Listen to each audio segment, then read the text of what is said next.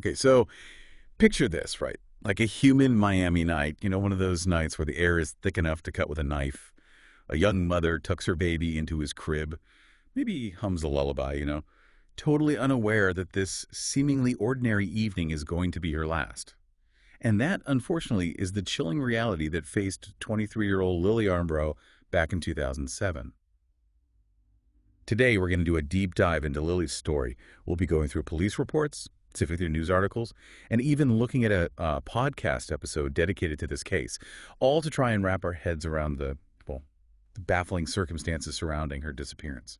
It really gets me about this case the way it starts out. Like, you think it's a pretty straightforward missing person report, but then as you dig deeper, it turns into this tangled web of suspicion and half-truths and missed opportunities. It's crazy. We start off thinking about this troubled young woman, someone who maybe runs off every few days, who knows? But as we get more into it, the cracks in that story, they just become impossible to ignore. Yeah, you're absolutely right. And right off the bat, the details about Lily's disappearance just don't add up. It's June 2nd, 2007, when her fiancé, Christian Pacheco, reports her missing. But get this, it's a full 24 hours after she supposedly left their condo. He tells Lily's mom, Lucelli, that Lily left without her shoes, her wallet, or her keys. See, that's the thing, that detail right there, the missing essentials. Huge red flag. It doesn't really sound like someone planning to be gone for long, you know what I mean? It's like a hasty exit, maybe even under duress. Exactly. And then there's this detail about bungee cords. Christian specifically mentions that she took a few bungee cords with her. Of all things, right? Bungee cords. What was she planning to do with those? I know, it's so strange, such a peculiar detail. Like, it doesn't even make sense if she's just a young woman needing a break. It just hints at something more, some hidden purpose or a plan we're not seeing. It's these seemingly tiny, unimportant details. Those are the things that often end up being the key to the truth in these cases. Couldn't agree more. And it's not just the physical evidence that's raising eyebrows. Christian's behavior from the very beginning, it's perplexing, to say the least. He tells Lucelli that Lily left after an argument, that she just needed some space to cool off. Yeah. But Lily's mom and her close friend Janet, they aren't buying it. They see right through his nervousness, the shifting stories, especially when he changes his story about a previous suicide attempt by Lily. Well, yeah, of course. It's totally understandable why her loved ones were suspicious right away. Their gut was telling them something was off.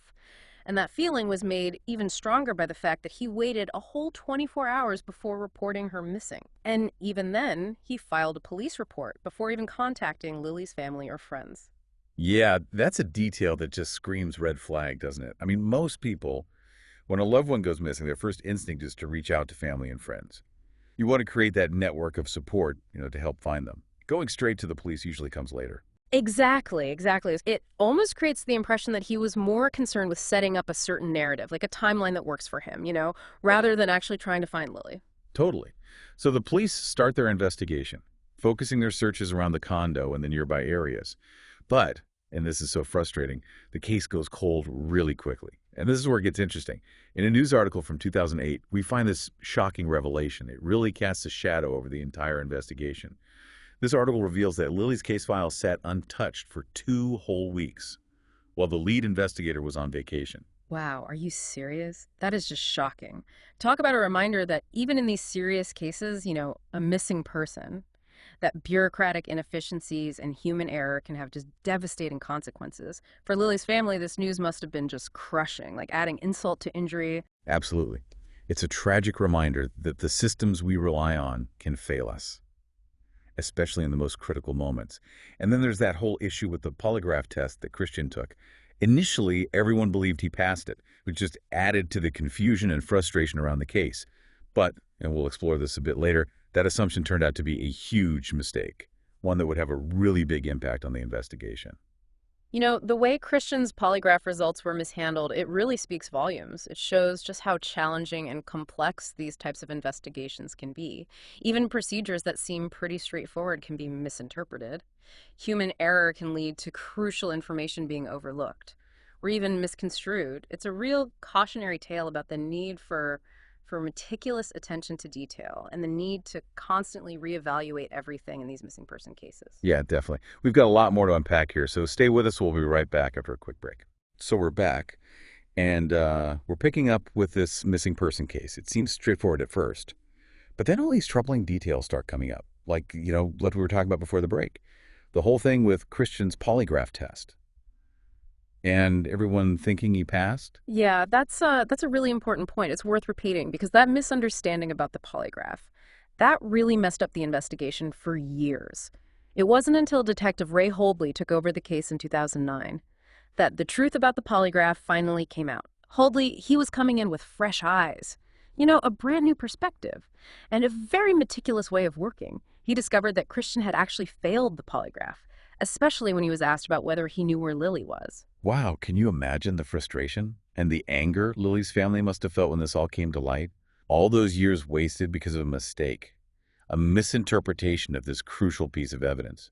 It's a real lesson. It shows how important it is to have fresh perspectives and to do thorough reviews, especially in these long-term investigations. Holdley's willingness to question everything, to go back and look at the evidence, that was crucial for moving this case forward. But the polygraph wasn't the only thing that didn't add up. Holdley found other inconsistencies too. He looked into Christian's story more deeply and noticed discrepancies and details that kept changing, especially when it came to Lily's supposed suicide attempt. Right, and then there's that whole thing about the supposed sighting of Lily. You remember the one by Christian's friends? For a while, it seemed like a glimmer of hope, a chance that maybe Lily was still out there. But it turned out to be completely made up. Oh man, that's just awful. The fact that his friends admitted to lying, that they do it because Christian asked them to, it just adds another layer of deception to this whole thing. It makes you think that he was really trying to control the story, to make Mhm. sure no one suspected him. Absolutely. It's a heartbreaker, especially for Lily's mom. She held on to that hope for so long. So with all these revelations coming out, Holdley finally decides to bring Christian in for a formal interview. This was 3 years after Lily disappeared. Wow, 3 years. That's a long I time. know, right? Yeah. So Holdley, he's very methodical in his approach. He confronts Christian with all the inconsistencies, the bungee cords, the changing stories, and of course the failed polygraph. And Christian, he tries to explain these things away. He says he was worried about Lily's safety. But it doesn't sound very convincing, does it? Not really. It just lacks that genuine desperation and grief. The kind you'd expect from someone whose partner has vanished. Right, And exactly. to make things even more suspicious. Christian takes another polygraph test during the interview. Yeah. And guess what? He fails that one too. Oh, wow. So 2 failed polygraphs. Two. And all that other evidence suggesting he's not being truthful. That must have really solidified Holdley's suspicions. It's pretty clear that Christian's version of events just doesn't match up with the evidence. Exactly. Holdley even goes as far as to launch another search. This time they focus on a wooded area close to the condo. But we don't actually know what they found. The details of that search have never been made public. That's interesting. It makes you think that Holdley might be working on a specific theory, maybe based on something Christian said in the interview. Or some new evidence they found during the search. It's like he's keeping his cards close to his chest, probably to build a stronger case against Christian. It must be agonizing for Lily's family. It's like a constant back and forth between hope and despair. Not knowing what happened to their daughter, to their mother, that uncertainty is just heartbreaking. Yeah, it's truly tragic. And that's what's so sad about this whole case. Despite all the years of investigation, a dedicated detective putting in so much work, countless hours spent going over the evidence, we still don't know what happened to Lily. It remains a mystery. So here we are, huh? We've gone through all the twists and turns in Lily's case. And yet, the biggest question is still there, hanging over everything. What happened to her? Yeah, it's a real head scratcher, isn't it? It is. Is Christian behind it all? Like Detective Holdley seems to think? Or is there something else going on? Some other factor we haven't considered? Well, we've got all this evidence that points to Christian, right? The bungee cords, the stories that don't add up, those failed polygraphs. But, and this is a big but, there's no body, no confession. So there's always that little bit of doubt. Right, and we can't forget about EJ and Kelly either. They were there that night in the condo. What did they see? What did they know? Oh, yeah, they definitely add another layer of complexity to this whole thing. Were they involved somehow? Did something happen to Lily and they were involved? Or maybe they saw something, but they were threatened, told to keep quiet. Or who knows, maybe they have the key to a completely different scenario, something we haven't even thought of. It's like we're putting together a puzzle, but some of the pieces are missing. We can see the general picture, but without those crucial pieces, we can't get the full picture. And then there's the possibility that Lily's disappearance, that it wasn't planned at all. What if something happened after she left the condo? Like a chance encounter with someone dangerous. Remember we talked about Miami's darker side, that world of human trafficking and all that thing? Yeah, that's a scary thought, but it could be true. Lily was young, maybe vulnerable because of the things she was struggling with, and she was out there on the streets alone. No shoes, no phone, no way to call for help if she needed it. It really makes you think about how sometimes tragedy can strike in the most unexpected ways. It really does. It makes you wonder about chance, fate and all that. Was this all planned out? Or was it just a terrible coincidence? Wrong place, wrong time kind of thing? Hmm. Yeah, maybe the truth is somewhere in between. Like a series of unfortunate events, A big argument, a quick decision to leave, running into the wrong person at the wrong time. It could be that all these things came together like a perfect storm, and that's how this tragedy happened. That's a really sobering thought. So as we wrap up this deep dive into Lily Armborough's case, we're left with a lot of unanswered questions. Was Christian involved? Or is he just an easy target? What do EJ and Kelly know? And could there be something even darker behind all of this? It's a case that makes us think about everything, to really look at all the angles, to question what we think we know, and to accept that sometimes we might never find out the truth. That's true.